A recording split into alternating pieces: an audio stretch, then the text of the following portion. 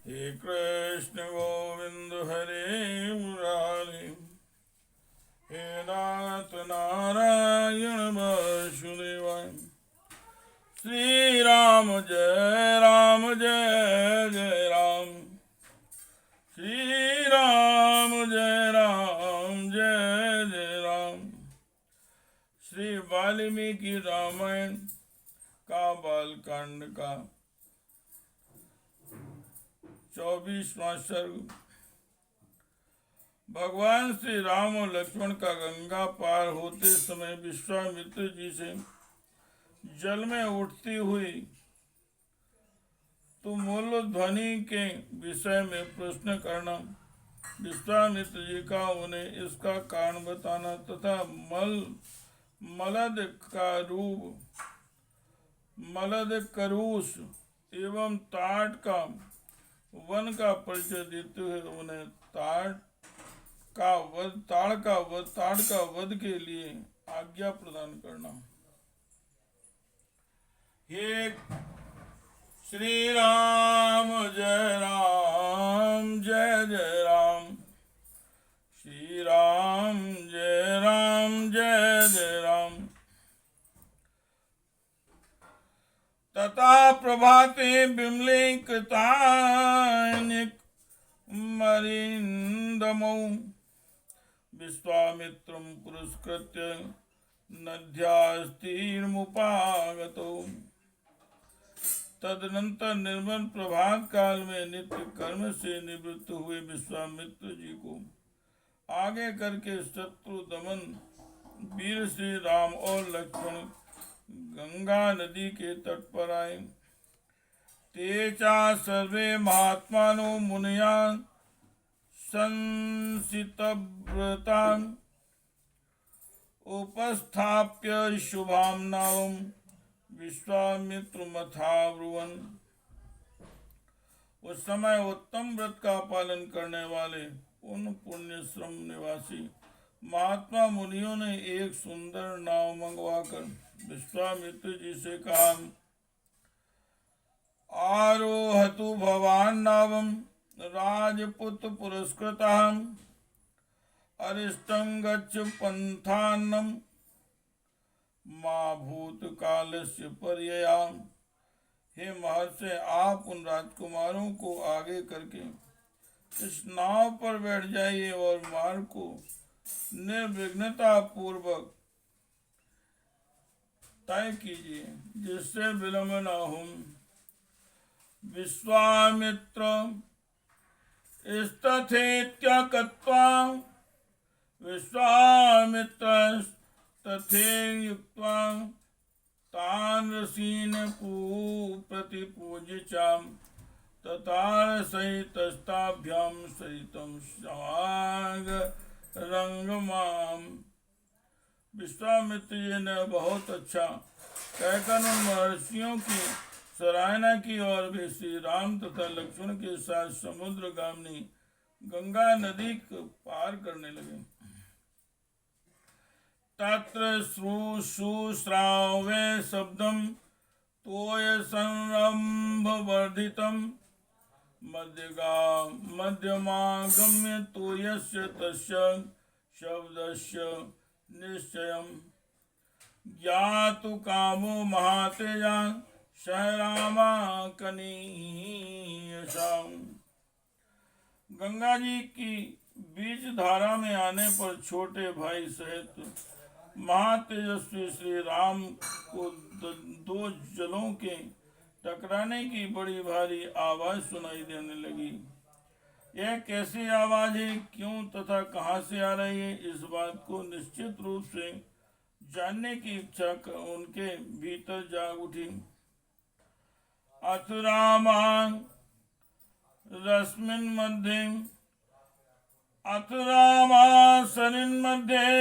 पाप्रच्छ मुनि पुंगवम वायिनो विद्यमानस्य किमयं तुमुलो ध्वनिः। तब श्री राम जी ने नदी के मध्य भाग में मुनिवर विश्वामित्र जी से पूछा, जल के परस्पर मिलने से यहाँ ऐसी तुमुल ध्वनि क्यों हो रही है? राघवस्य वचा श्रुत्वा कौतूहल समन्वितम कथयामा धर्मात्मा तस्य शब्दस्य निश्चयम्। भगवान श्री राम जी के वचनों में इस रहस्य को जानने की उत्कंठा भरी हुई थी। उसे सुनकर धर्मात्मा विश्वामित्र जी ने उस महान शब्द तू मूल ध्वनि का निश्चित कारण बताते हुए कहा,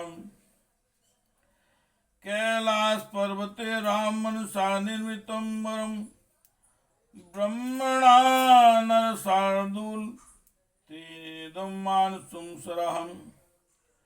हे नरश्रेष्ठ, राम कैलाश पर्वत पर एक सुंदर सरोवर है। उसे ब्रह्मा जी ने अपने मानसिक संकल्प से प्रकट किया था। मन के द्वारा प्रकट होने से ही वह उत्तम सरोवर मानस कहलाता है।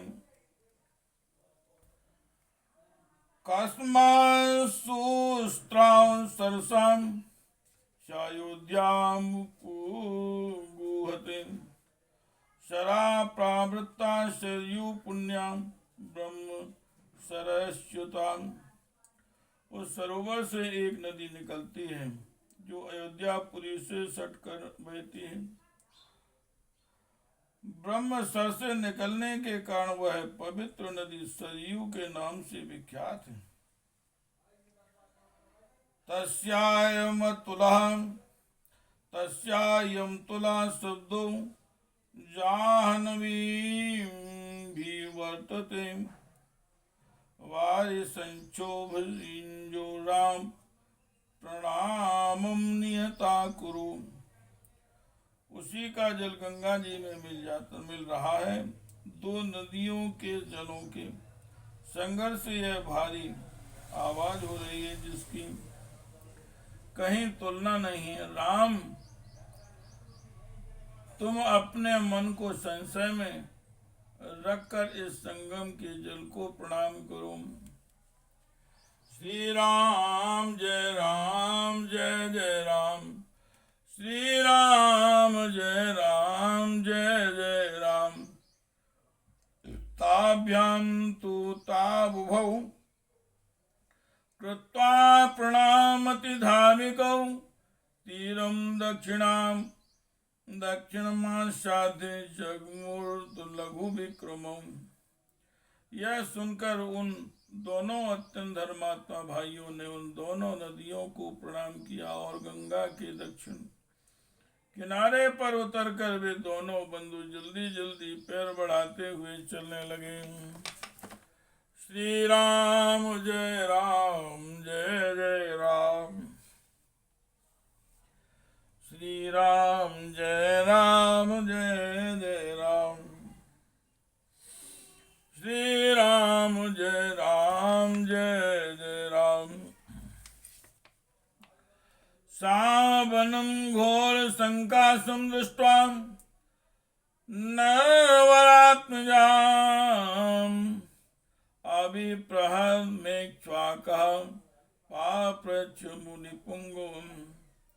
उस समय इक्ष्वाकु नंदन राजकुमार श्री राम ने अपने सामने एक भयंकर वन देखा जिसमें मनुष्यों को आने जाने का कोई चिन्ह नहीं था। उसे देखकर उन्होंने मुनिवर विश्वामित्र से पूछा, अहो वनमिदं दुर्गम झिल्लिकागण संयुतम भैरवे स्वापदे कीर्ण शकुन शाकुंतेर्दारुणार्वै नाना प्रकारे शकुनेर वासन्भिरेर्वैरवश्वने। हे गुरुदेव, यह वन तो बड़ा ही अद्भुत एवं दुर्गम है।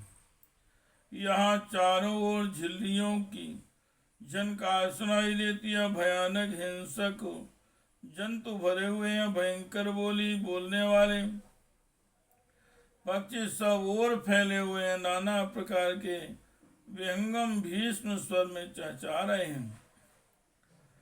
सिंह व्याघ्र वराहश्च वाणैश्चापि शोभितं धवाश्वकर्ण स्वर्ण कुंभे बिल्वतिन्दुकपाटले संकीर्णं बद्रीभिश्च किं बदं मिदं दारुणं वनम। सिंह, व्याघ्र, सुअर और हाथी भी इस जंगल की शोभा बढ़ा रहे हैं। धौरांग, अश्वकर्ण एक प्रकार के साल वृक्ष, कुबु, अर्जुन, बेल, तेंदु, पाटल, पाड़र तथा बेर के वृक्षों से भरा हुआ यह भयंकर वन क्या है? इसका क्या नाम है? तमुवाच महातेजा विश्वामित्रो महामुनि श्रूयतां वस काकुस्थ यस्य दारुणं वनम्। तब महातेजस्वी महामुनि विश्वामित्र ने उनसे कहा, वत्स काकुस्थनंदन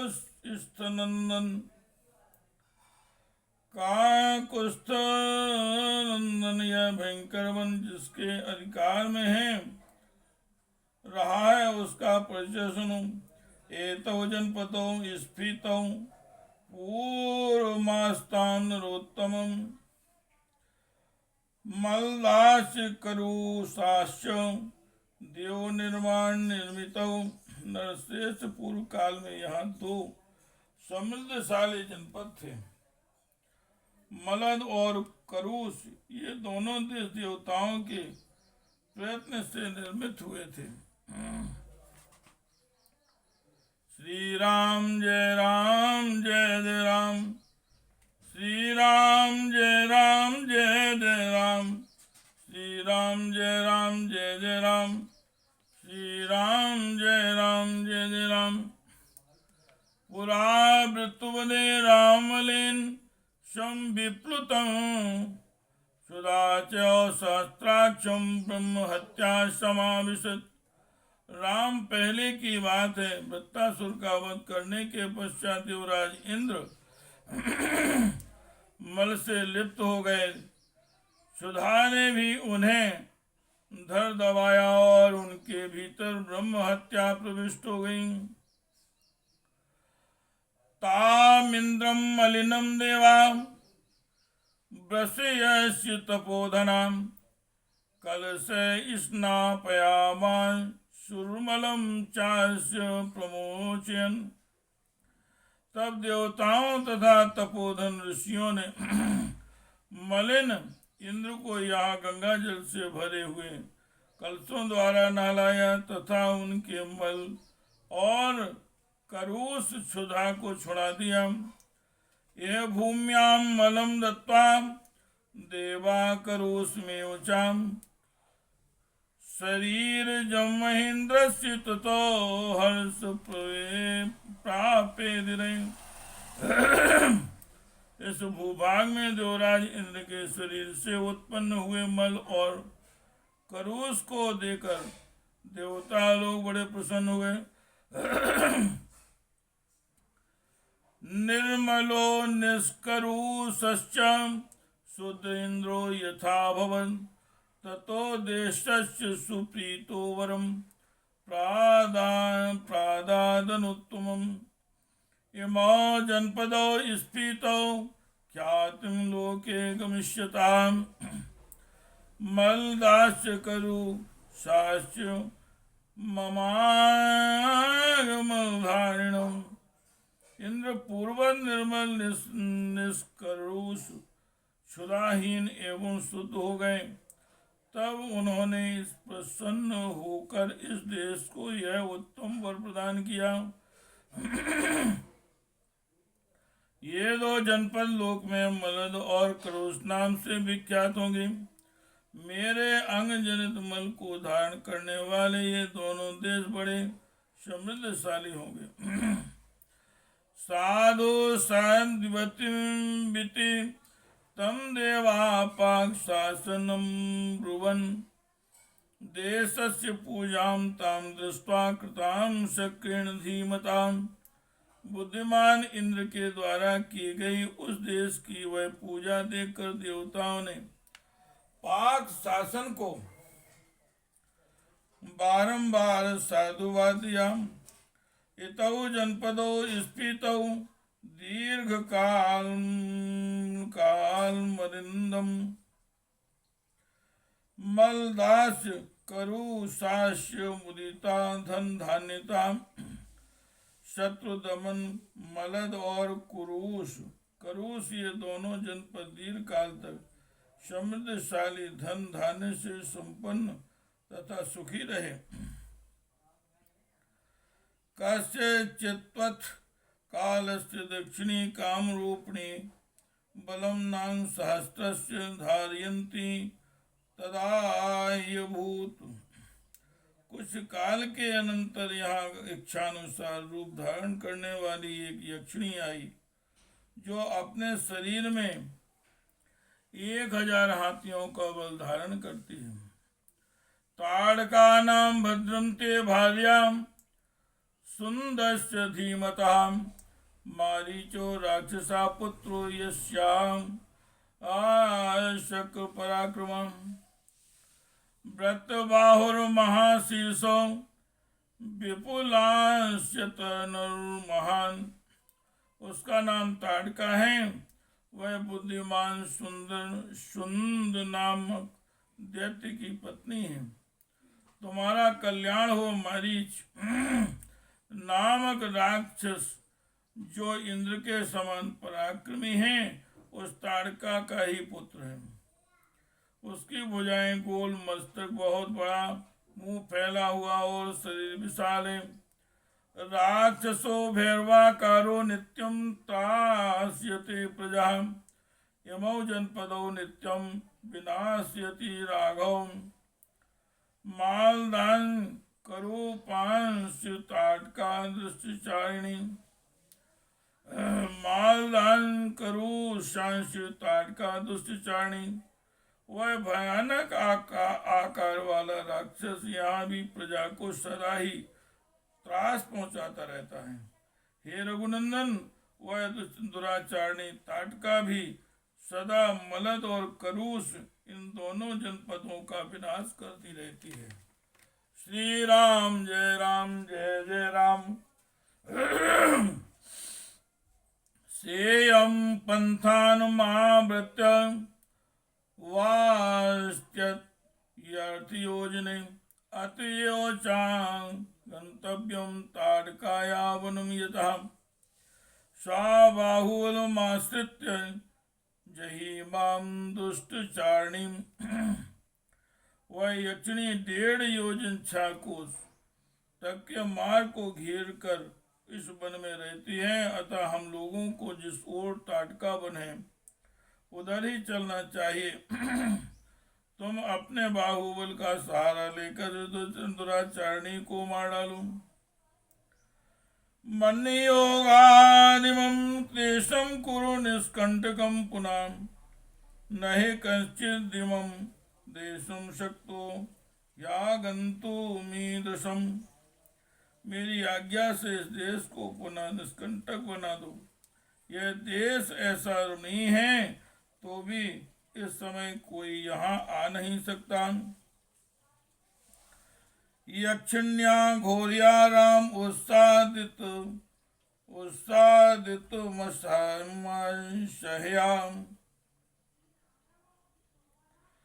एतत्ते सर्वमाख्यातम् यथेतदारुणं वनं